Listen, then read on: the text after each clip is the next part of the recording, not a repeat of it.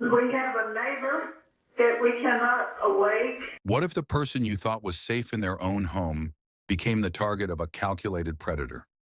This was the terrifying reality for 91-year-old Mary Bartel. Rest her place. Is she breathing? We can't wake her up. It's on the way, okay? On that fateful morning of March 19th, as she sat at her computer writing an email to her children, a stranger forced his way into her life, bringing with him a darkness that would change everything. What did Mary witness in those horrifying moments? How did her remarkable bravery turn her into a key figure in the hunt for a suspected serial killer? Stay with us as we unravel a disturbing tale of survival, resilience, and the fight for justice. Mary Bartel had lived a peaceful life in Dallas, Texas, for 4 years, at Preston Place, a luxury retirement community. These places are designed to offer seniors like Mary a safe, comfortable environment with the added benefit of resort-like amenities. But beneath this peaceful setting, a serial killer had been lurking, targeting the most vulnerable members of society.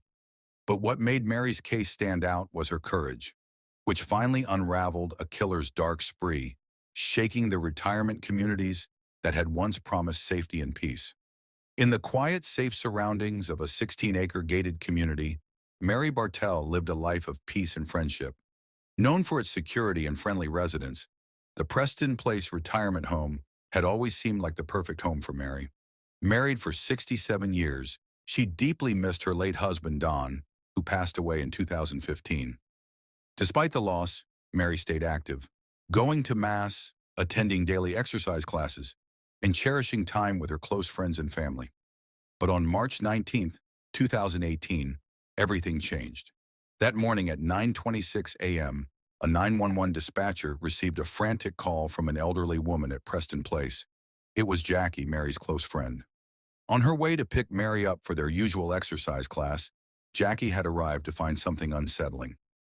Mary wasn't waiting outside her door like she usually did. Instead, Jackie noticed the door slightly open.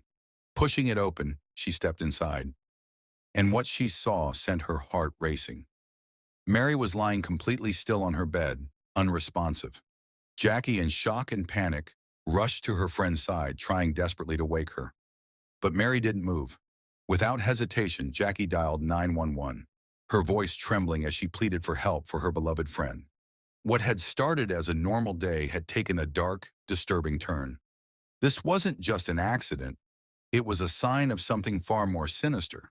The peaceful community that had always promised safety was now at the center of a horrifying mystery. It is important to note that during this time, across retirement communities in Dallas, elderly women began dying under suspicious circumstances. In total, there were over 700 cases of unattended deaths. The Dallas police initially saw each case as an isolated incident, never suspecting the presence of a serial killer. Could Mary's fall be tied to the string of deaths occurring in retirement homes across Dallas? As EMTs rushed into Mary Bartel's apartment, they checked her pulse, hoping for a chance to save her. Meanwhile, a police officer contacted Mary's son, John Bartel, delivering the shocking news. The family was overwhelmed with fear and confusion, unsure whether Mary would survive or what had caused her sudden collapse. Despite her age, Mary, at over 90, led an active life, working out regularly, maintaining a sharp wit, and staying socially connected. She had no significant medical history to suggest something like this would happen. Then something unexpected happened. Mary stirred, regaining consciousness. Slowly, she raised her hand and motioned to the police officer at her bedside. Her gesture was subtle but significant. She pointed to her finger. Her wedding ring was gone. This small detail was shocking. According to her son, John, Mary never removed that ring. She wore it everywhere, while sleeping, bathing, and during her daily activities. If the ring was missing, something was terribly wrong. The EMTs and police began to realize this wasn't just a medical emergency. It was a sign that Mary had been targeted. The missing wedding ring was a critical clue, indicating that this was no accident. Could it be connected to the unsettling rise in suspicious deaths among elderly women across the Dallas area? As the mystery deepened, it became clear that Mary's life and the lives of others were entangled in something far more sinister than anyone had imagined. Now Mary and Don were the ideal high school sweethearts, and their love story was like something straight out of a movie. To their children and grandchildren, their bond seemed destined to last forever. Since Don's passing a few years earlier, Mary clung tightly to the memories they shared, especially her wedding ring, which she never took off. When John Bartel, Mary's son, and the family learned that her ring was missing, alarm bells went off. This wasn't like her. They searched her apartment high and low, hoping to find the cherished piece of jewelry. But not only was the ring missing, all of her valuable jewelry had vanished too. That's when Sergeant Brian France began to recall something chillingly familiar.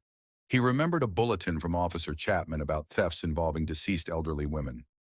Over the years, hundreds of elderly women had passed away, some under questionable circumstances, and many with personal belongings, especially jewelry, missing. Yet no one had ever connected these dots. France had a sudden realization. This was bigger than they thought.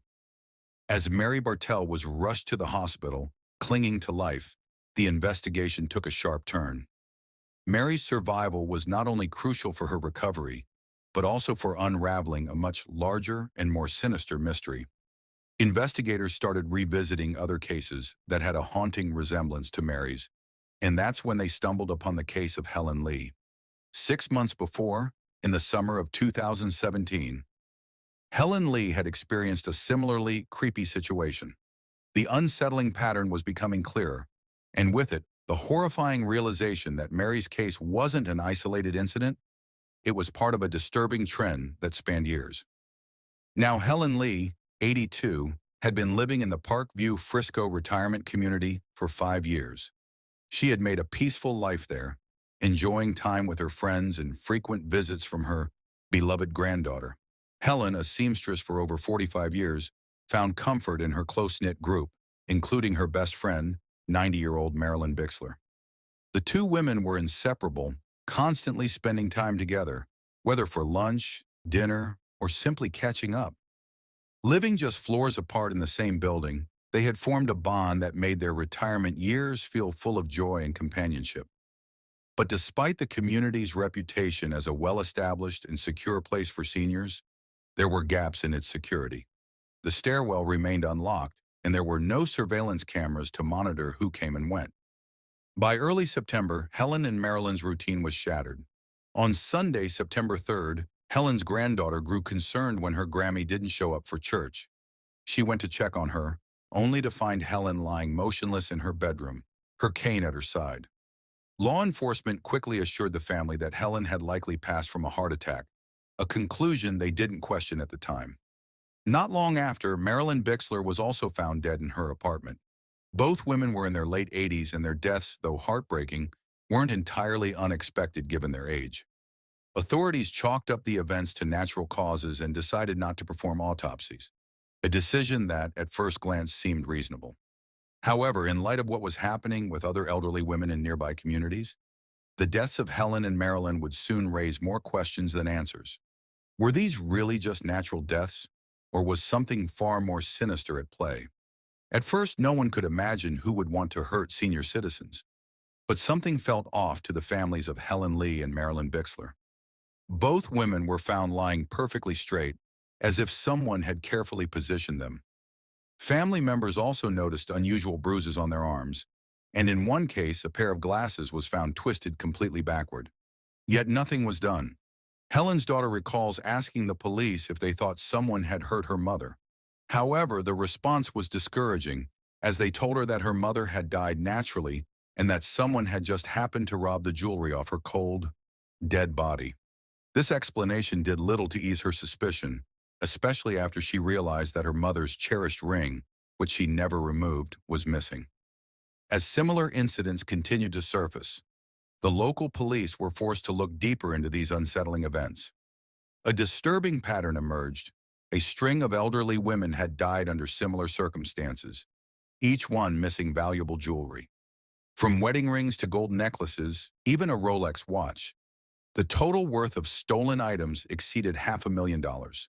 The coincidence between the timing of these deaths and the disappearances of the jewelry was too alarming to ignore. With a new sense of urgency, authorities began to realize these deaths weren't just isolated incidents.